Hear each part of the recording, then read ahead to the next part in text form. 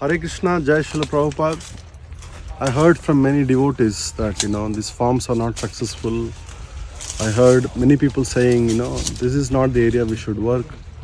Also said this is waste of our time spending time in farms. But I see something different here. Devotees are producing food here. Devotees are focusing on growing fruits for Krishna, and it's working. This is real, not fake.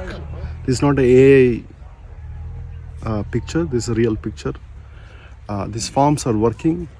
If you have faith in Srila Prabhupada's instructions, faith with Mother Surabhi, you can see nice chemical-free, naturally produced food produced by devotees. So the devotees here in Kamyavanam, it's a small farm community near Hyderabad. They're making a sincere attempt to produce food to make a self-sufficient farm communities. You're all welcome to actually see and understand this is doable. You can stay here. We have good facility and spend time with devotees, learn this art of farming and cow care with the association of many Vaishnavas. Hare Krishna, Jai Srila Prabhupada.